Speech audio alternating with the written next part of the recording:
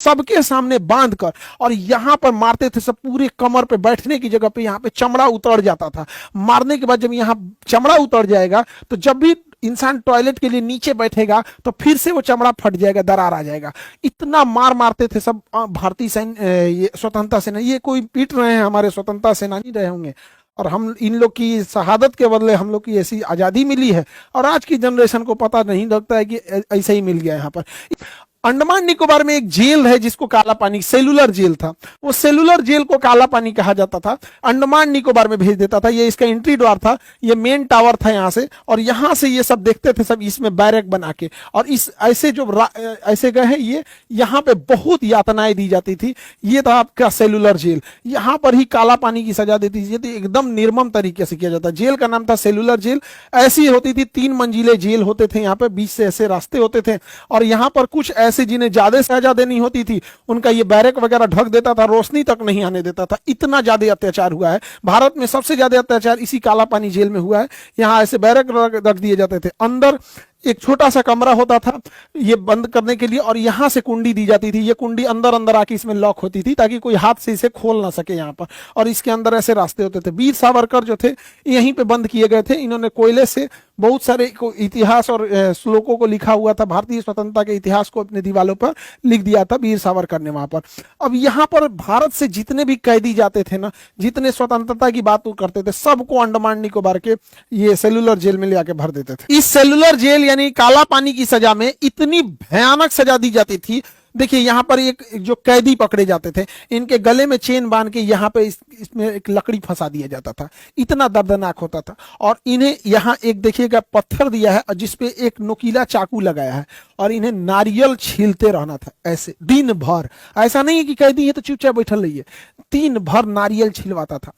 हाथ में छाले पड़ जाते थे नारियल छीलते छीलते, दर्द हो जाता था बैठे बैठे, लेकिन दिन भर नारियल छिलवाता था इनसे। अच्छा, नारियल छिल गया ना, अब नारियल को इसमें डाला जाता था, यहाँ लकड़ी के इसमें यहाँ पे, और इसमें भारी पत्थर बांध दिए जाते थे, और इनको लेके दिन भर घुमाना था, दिन भर। यही है कच्ची धानी, बैल वगैरह से पहले जोतवाया जाता था ना यहाँ पे, ये इंसान से। ये हमारे स्वतंत्रता सेनानी रहे होंगे कोई, इन्हें अंग्रेजों ने पकड़ के लाया गया होगा। कितनी मुश्किल से हम लोग को आजादी मिली है, जिसका कोई हिसाब नहीं। यहाँ से निकलवाते थे। इसके अलावा देखिए, अगर कोई किसी से थोड़ी सी गलती हो जाती थी, जैसे मान के चलिए उसे बोला गया तुम्हें 40 लीटर नारियल तेल निकालना है, और अगर उसने 40 लीटर में आधा लीटर कम कर दिया ना, तो उसे जंजीर पहना दिया जाता था पैरों में यहाँ पे। फिर उसे चलने में बहुत दिक्कत होती थी। अगर कोई बीमार पड़ गया और तेल नहीं निकाल पाया, नारियल नहीं छील पाया, तो उसको जंजीर के जगह पे ना छड़ बांध देता था।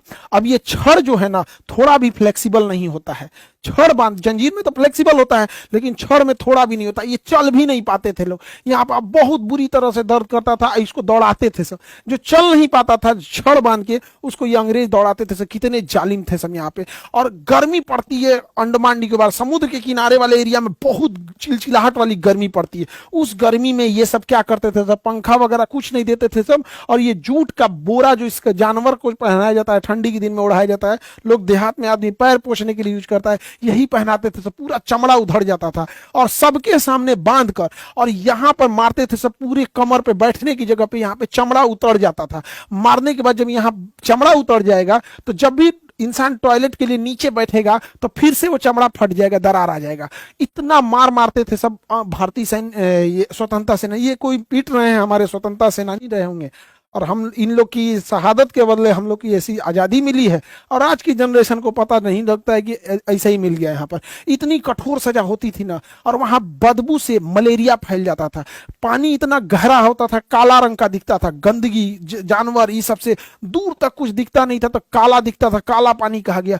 उसी के अंदर टॉयलेट करने के लिए बना देते थे सब। इन लोग को वहीं अंदर लेटरिन करना होता था, खुद से साफ करना होता था, फिर ले जाना होता था। कभी किसी की तबीयत खराब हो गई ना, अंदर ही लेटरिन कर दिया, उल्टी कर दिया, उसको वैसे ही छोड़ देते थे सब। मलेरिया हो गया, वैसे ही छोड़ दिए सब। उसी में मारते थे सब उसको कि तुम क्यों इतना गंदगी फैला रहा है। और कौन सा अंग्रेजों को रहना होता था, पूरी तरह से बर्बाद कर दिया सब। मलेरिया फैल गया, इतना यातना देता था सब काला पानी जो अंडमान निकोबार में वहां पर।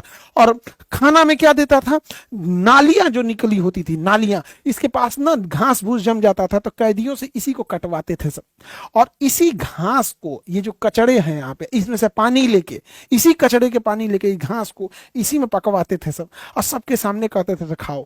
जो खाता नहीं था उसको सारे चार दीवारी के बीच में बांध के मार देते सब, अब मार के एकदम दिन भर धूप में वैसे ही छोड़ देते थे सब तड़पने के लिए, ताकि जाए वहां पे। इतनी भयानक सजा दी जाती थी काला पानी का। जो भी यहाँ गया, इक्के दुक्के लोग हैं जो वहां से सजा काट के वापस आए, वरना सारे लोगों को तो वहां मार ही देता था।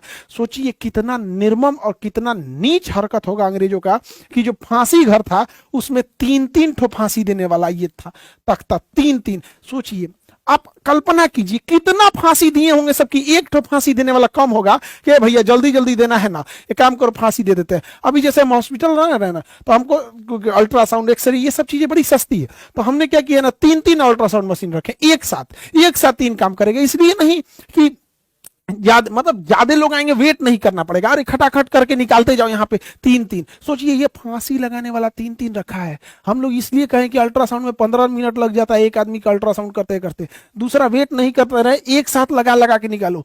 ये सोचिए 15 मिनट लेट न लगे फांसी देने में, इसलिए इतना फांसी दिया सब, यहाँ पर बर्बाद कर दिया सब भारतीयों को। तो ये तो आजादी, बड़ी कीमत चुकानी पड़ी हम लोग को आजादी की। हम लोग को ऐसे सस्ते में मिल गई तो कीमत नहीं समझ में आता है।